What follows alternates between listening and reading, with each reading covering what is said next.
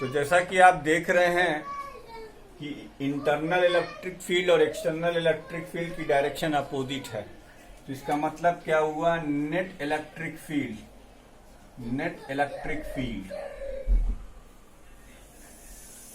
Inside the slab,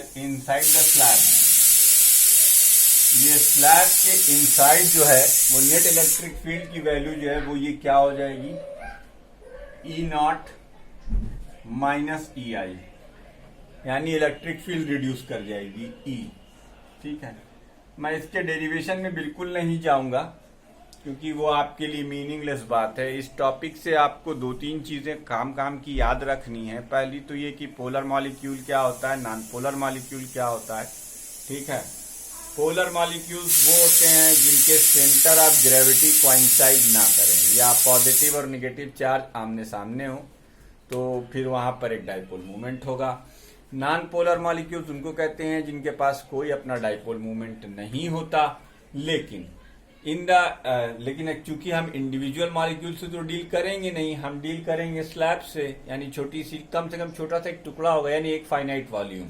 कहने का मतलब एक फाइनाइट वॉल्यूम। तो फाइनाइट वॉल्यूम को बिना इलेक्ट्रिक फील्ड के, चाहे वो पोलर की हो चाहे नॉन पोलर की हो,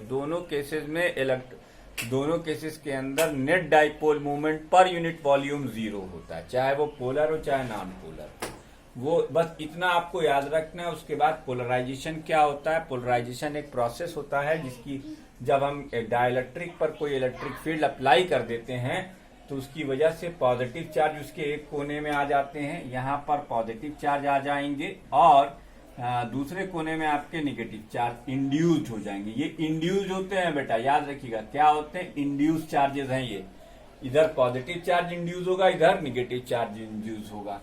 तो ये net field inside the dielectric slab होती है। हम ना आपकी बुक में इसके बारे में कुछ ज्यादा बात की गई है, ना हम आपको इसके बारे में ज्यादा कुछ पाएंगे, क्योंकि आप बिलाजी के लिए बर्डन लेंगे, उससे कोई फायदा नहीं है। ठीक है, बस जो काम की बातें हैं वो मैं आपको बता देता हूं कि इट इज फाउंड एक्सपेरिमेंटली, क्या फाउंड किया एक्सपेरिमेंटली, कि the electric field inside the slab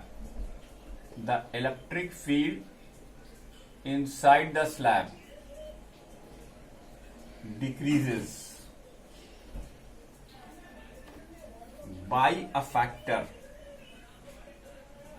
k, यानी ये E की वैल्यू जो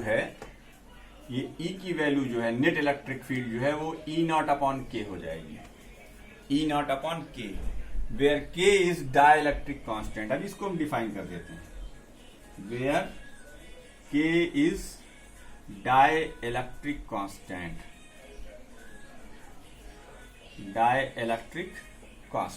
K क्या है भाई, डाइलेक्ट्रिक कांस्टेंट है।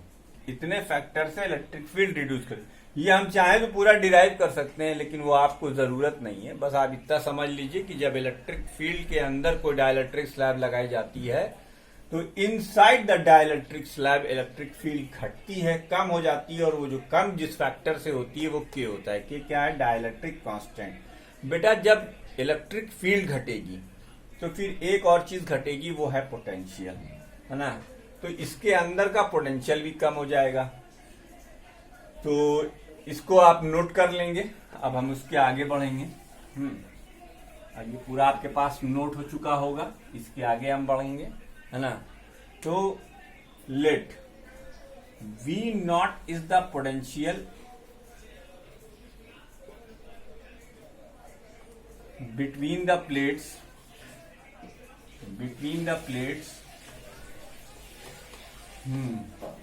without dielectric,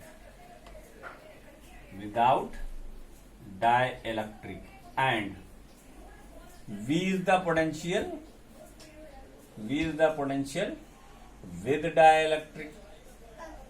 with dielectric। तब क्या होगा, तब जब चूंकि E घटा तो E के डायरेक्टली प्रोपोर्शनल होता है V, इसलिए V भी घटेगा उतने ही फैक्टर से। तो V ये क्या है, potential inside the dielectric slab, potential of dielectric slab, याद रखिएगा। ये क्या हो जाएगा, वी नॉट अपॉन के। ये क्या हो गया? वी नॉट अपॉन के। अब जब वी नॉट घटेगा तो देखो, as C inversely proportional to V. C क्या होता है बेटा? Inversely proportional to V. तो it implied that C upon C naught is equal to V naught upon B. उल्टा रिलेशन आ जाएगा। सी क्या है? सी है कैपेसिटेंस, कैपेसिटेंस विद डाइलेक्ट्रिक, ठीक। एंड सी नॉट क्या है? Capacitance without dielectric, capacitance without dielectric, ठीक। तो अब देखो, यहीं से देख लो, अगर हम चाहें तो हम ऐसे भी तो लिख सकते हैं, V naught upon V is equal to 1 upon K, ठीक। अब यहां डिफाइन हो गया। तो वी नॉट अपॉन वी की वैल्यू 1 अपॉन के है, तो C upon C naught is equal to 1 upon K. It implied that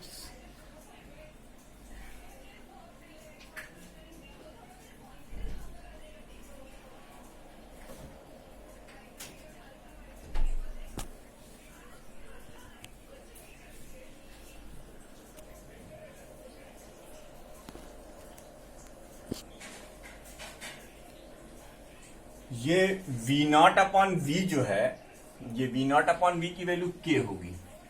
तो अब आप खुद देख सकते हैं कि सी की वैल्यू के सी नॉट हो गई। सी की वैल्यू क्या हो गई? के सी नॉट हो गई। यानी डाई कैपेसिटेंस विद डाइलेक्ट्रिक जो होता है वो के टाइम सी नॉट होता है। ये डाइलेक्ट्रिक का डिफाइनिंग इक्वेशन है। The ratio of the capacitance with dielectric and without dielectric is known as dielectric constant, ठीक है। वीडियो को पॉज कर इसे भी नोट कर लीजिए।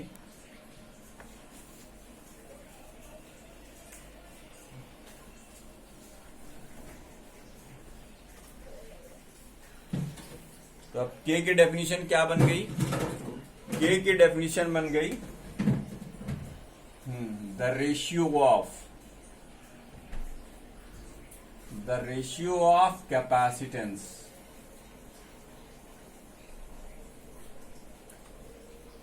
with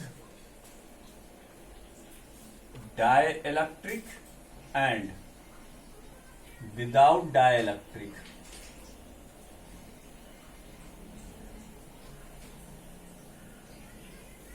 is known as dielectric constant। इसे आप डाइलेक्ट्रिक कांस्टेंट कहेंगे। क्या कहेंगे इसे आप? डाइलेक्ट्रिक कांस्टेंट, ठीक है। ये डाइलेक्ट्रिक कांस्टेंट हो गया। तो के की वैल्यू यहां से सी अपॉन सी नॉट।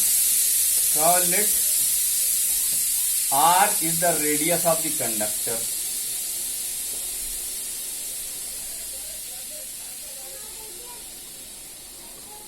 तो याद करिए, हमने बहुत स्टार्टिंग में आपको इस चैप्टर के कंडक्टर के बारे में पढ़ाया था और कंडक्टर का कैपेसिटेंस भी पढ़ाया था। तो देखो के का एक और डेफिनेशन आ जाएगा। सी की जगह पर आप लिखेंगे 4 pi epsilon into r upon 4 pi epsilon 0 into r, ठीक है। तो 4 पाई से 4 पाई कैंसिल हो जाएगा, आर से आर। ये क्या है? कैपेसिटेंस ऑफ स्फेरिकल कैपेसिटर, अरे कैपेसिटेंस ऑफ स्फेरिकल कंडक्टर। इसका फार्मूला होता है 4 पाई एप्सिलॉन इंटू आर। अगर वैक्यूम है तो यहाँ एप्सिलॉन 0 आ गया और मीडियम है तो एप्सिलॉन। चूंकि जब आप डाइलेक्ट्रिक स्लैब इंट्रोड्यूस कर देंगे तो वहां आप एक ऑलरेडी एक मीडियम इंट्रोड्यूस किए बैठे हैं। तो जब आप मीडियम इंट्रोड्यूस कर देंगे तो फिर क्या होगा भैया? फिर तो यही होगा कि के की एक दूसरी डेफिनेशन आ गई, एप्सिलॉन अपॉन एप्सिलॉन नॉट। यानी के को हम ऐसे भी डिफाइन कर सकते हैं, the ratio of the permittivity of a medium to the permittivity of free space is known as dielectric constant. ये भी इसकी एक डेफिनेशन होती है, the ratio of permittivity of a medium to the permittivity of free space is known as dielectric constant. Dielectric constant. और ये मैं आपको पहले ही लिखा चुका हूं कि फैराडे ने एक्सपेरिमेंटली फाउंड किया था कि जब हम कंडक्टर की प्लेट्स के बीच में एक इंसुलेटिंग मटेरियल रख देते हैं तो उसका कैपेसिटेंस के फैक्टर से इंक्रीज कर जाता है, वो यही के है।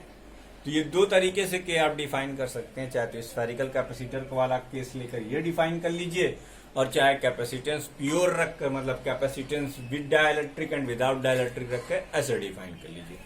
तो इन दो तरीकों से डिफाइन होती है। हैं ठीक।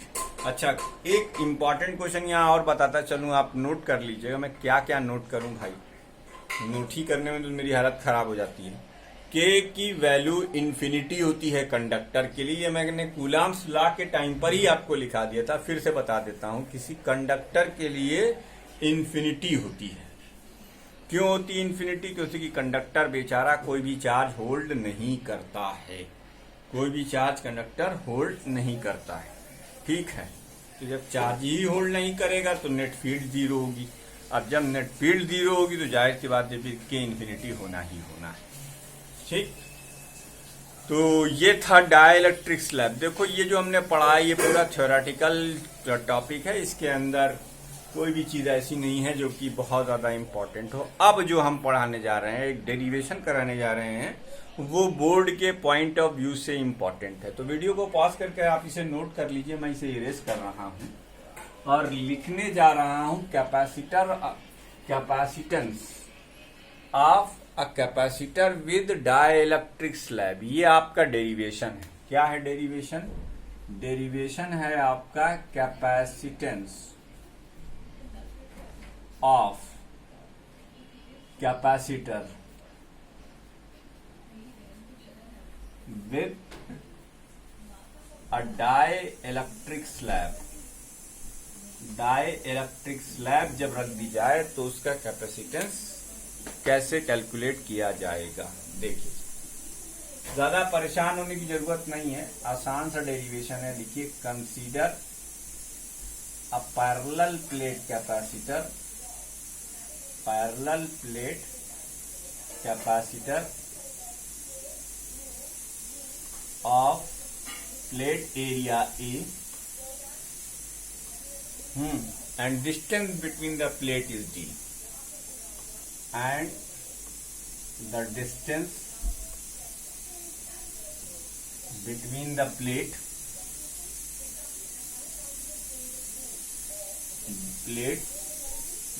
is D।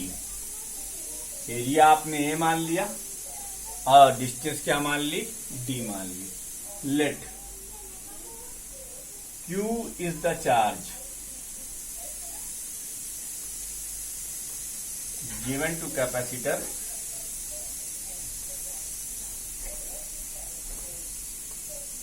and a slab of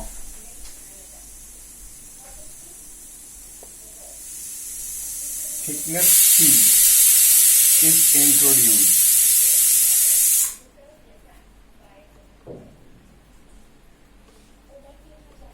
between the plates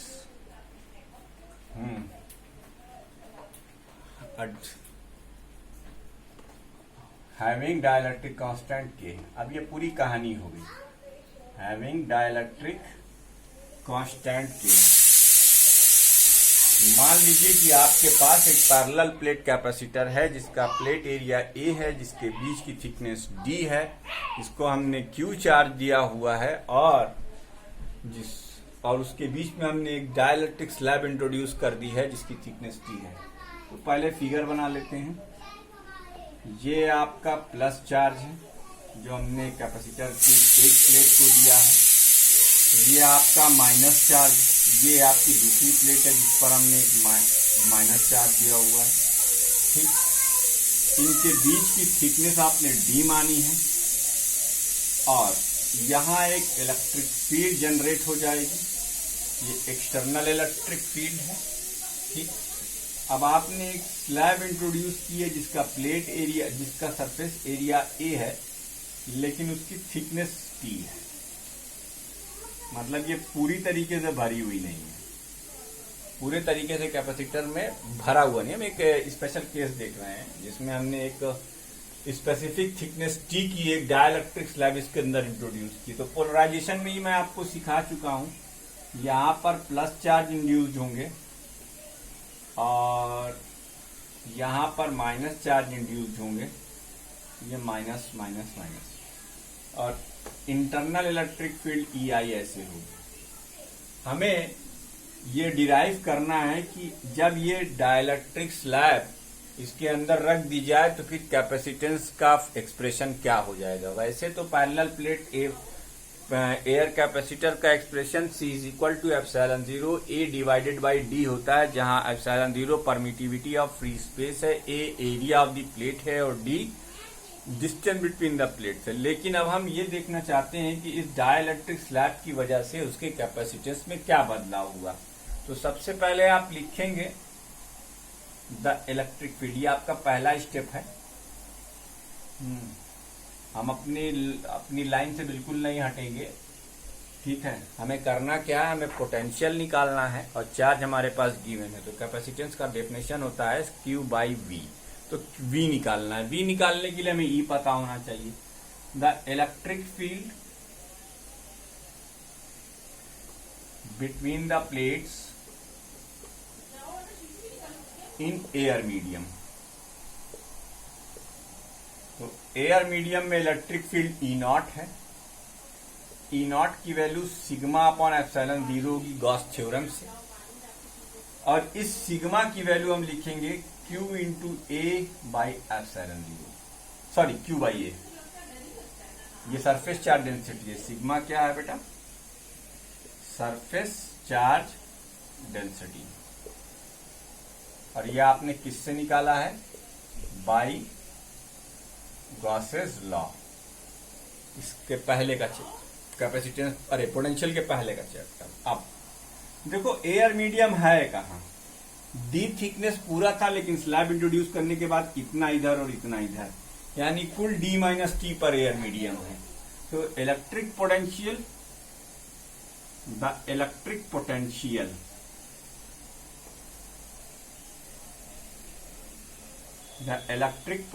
between the plates in air medium। अब एयर मीडियम है ही कितनी दूर, D माइनस T थिकनेस पर एयर मीडियम लगा हुआ है। तो V0 की वैल्यू ये हो गई E0 into D minus T। Formula आपको पढ़ा चुका हूं, dV by dx is equal to E। तो V की वैल्यू E इंटू एक्स, यानी distance, electric field into distance.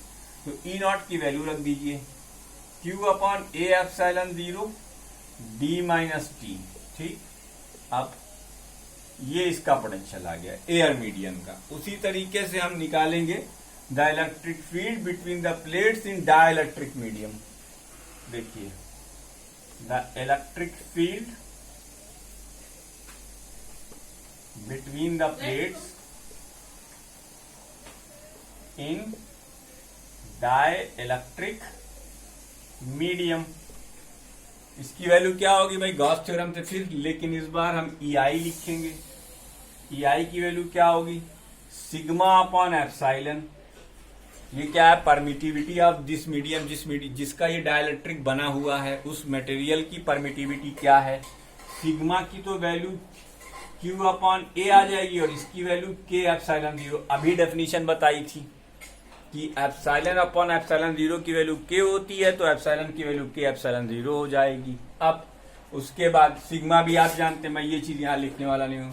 इसके बाद आप लोग क्या लिखेंगे, the electric potential, the electric potential between the plates in dielectric medium. Dielectric medium में इलेक्ट्रिक पोटेंशियल क्या होगा भैया, अब VI मान लो उसको, तो तो अब कितनी दूर तक डाइलेक्ट्रिक स्लैब है, टी थिकनेस तक है, तो फिर फार्मूला लगेगा V is equal to E into t, E into t, यानी यहां पर ई आई इंटू टी हो जाएगा। ई आई की वैल्यू आप लिखेंगे Q अपॉन के ए एप्सिलॉन 0, और ये हो गया टी, ये हो गया इक्वेशन नंबर 2, ये हो गया इक्वेशन नंबर 1। बेटा हम जरा से ये मिटा रहे हैं ताकि ये डेरिवेशन हो जाए। अब आपको करना कुछ नहीं, ये हम मिटा दे रहे हैं, वीडियो पॉज करके आप नोट करे रहेंगे पहले ही। ये हम मिटा रहे हैं आपके लिए, डेरिवेशन पूरा नहीं मिटा रहे हैं, ये जो हमने और वीडियो में तो रिकॉर्ड हो ही चुका है, आप आराम से देख सकते हैं। तो अब हम इसके आगे बढ़ेंगे। तो नेट पोटेंशियल क्या होगा, नेट पोटेंशियल के लिए हम करेंगे, देखो V की value V naught plus V I, ठीक है। तो देखो Q अपॉन ए एप्सिलॉन 0 दोनों में है, कॉमन ले लो, बचा क्या यहां D minus T divided by T by के, D minus T plus T by के, ये V की वैल्यू आ गई। अब by definition of capacitance, by definition of capacitance, capacitance की डेफिनेशन से C की वैल्यू होती है Q अपॉन V, Q लिखा, Q अपॉन ए एप्सिलॉन 0 लिखा, D minus T plus T by के, और ये ब्रैकेट बंद, Q से Q कैंसिल, फाइनल आपका क्या आ गया एक्सप्रेशन, C की वैल्यू आ गई एप्सिलॉन 0 A, ये मिटा दूं ताकि आप कंफ्यूज ना हो। C की वैल्यू क्या हो गई epsilon 0 A upon D minus T plus T by के। अब हम लोग इसके कुछ केसेस कंसीडर करेंगे। ये तो आपका कैपेसिटेंस का फार्मूला निकल आया विद डाई इलेक्ट्रिक स्लैब, जितनी दूर तक स्लैब है D minus T plus T by के, ये देखिए, ठीक है। तो पहला स्टेप ये है, दूसरा स्टेप ये है, और तीसरा स्टेप ये है, और चौथा स्टेप ये, मैं मार्क करे दे रहा हूं। ये पहला स्टेप है, ये दूसरा स्टेप है, मतलब पहले आप ये नोट करेंगे, फिर यहां से यहां आएंगे दूसरे नंबर पर, और फिर ये तीसरा स्टेप है, और फिर ये चौथा स्टेप। अब हम इसके कुछ केसेस कंसीडर करेंगे, राइट। तो ये था वो सिंपल सा डेरिवेशन जिसमें आपको इलेक्ट्रिक पोटेंशियल की value in with in the dielectric और विदाउट द डाइलेक्ट्रिक लिख के ऐड कर देना था, और बाय डेफिनेशन ऑफ कैपेसिटेंस आपको Q बाई V लिख देना था। तो इसके बाद अब हम इसके केसेस इंट्रोड्यूस करेंगे। तो ये फार्मूला है, डाइलेक्ट्रिक स्लैब अगर इंट्रोड्यूस्ड हो तो C is equal to epsilon 0 A upon D minus T plus T by K. Now it is time to consider the cases.